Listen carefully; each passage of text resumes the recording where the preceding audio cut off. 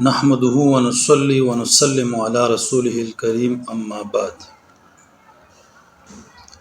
وإذ نجيناكم من آل فرعون يسومونكم سوء العذاب يذبحون أبناءكم ويستحيون نساءكم صدق الله العظيم. زما معزز محترم او سامعين مسلمانان روم، دا د اگست میا شروع ده په سن 1947 عیسوي کې په ماه اگست کې په 14 تاریخ باندې الله رب العزت په موږ باندې یو ډیر لوی انعام او عظیم احسان کړی، او غدا چې موږ د ازادۍ نعمت د پاکستان په صورت کې چې کوم دی دا نصیب کړی دی.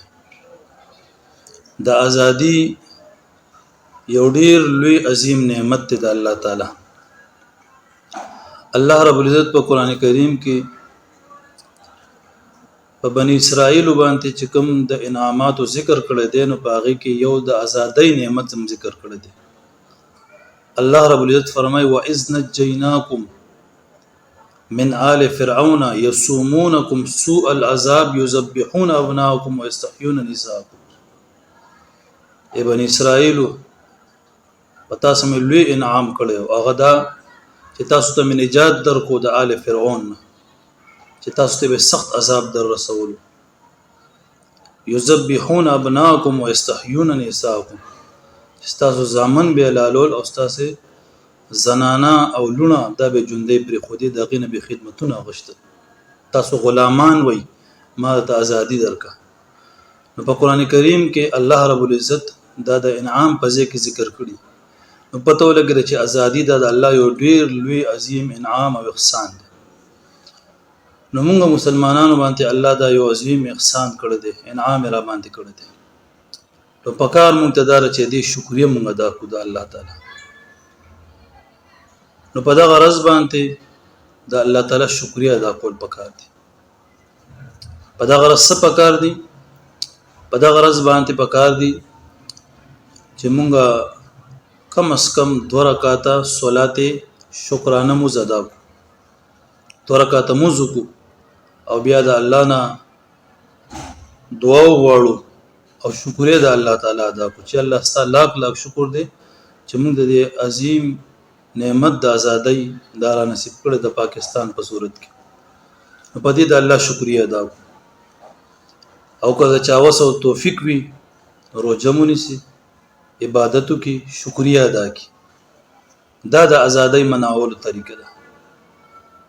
دا نه چې په دغه غرض باندې موږ د الله تعالی نافرمانی وکړو، چې په دغه څومره په پاکستان کې خلک نوجوان او د پاکستان څومره عوام داسې وي چې په دغه شپه باندې د الله په نافرمانو کې مبتلا وي. څومره خزي په دغه شپه باندې هغه چې کوم دی روډونو ته چوکونو ته بازارونو ته روزي. څومره نوجوانان په دغه شپه باندې غانې بجانې غږي او باجی چې کوم دی غږي باجی وسره وی غږي. څومره د الله د نعمت نه شکر دي. او د باجی غول اوازونه وګول ګناه ده، حرام دي، دین ځان وساتو. بل مسلمان د تکلیف رسیب دي سره. حدیث پاک کې راځي پیغمبر اسلام فرمای المسلم من سلم المسلمون من لساني ويدي. کامل مسلمان هغه دی چې د جبنه د لاس نه بل مسلمان محفوظ وي د اذیت نه، چې زمونږ د جبنه د موږ د لاس نه چا تکلیف لوي. نو کامل مؤمن کامل مسلمان دا دی چې د جبې او د لاس د تکلیف نه بل مسلمان محفوظ وي. او چې دا اوازونه مونږ په دې باجو باندې څومره خلک د دینه په تکلیف کې وي، نو دا ناشکری ده. الله فرمایي لئن شکرتم لازیدنکم ولئن کفرتم ان عذابی لشدید. کله نعمت شکریا مو ادا کا نعمتونه ودنو سیوا کو، او کله شکرې مو کا الله فرمایي زما عذاب کول ډیر سخت. نو په دې نعمت د الله شکر ادا کو، الله به نعمت نورم سیوا کی. او کنه شکرې مو کا اسنه چې دې نعمت نه چې کوم دې موږ محروم شو. ته دا رز د ګډاګانو نه د الله د نافرمانی نه په د غرض باندې 30 लाख مسلمانانو د قرباني ورکړي د شهیدان شوي دي اوس په دغه غرض باندې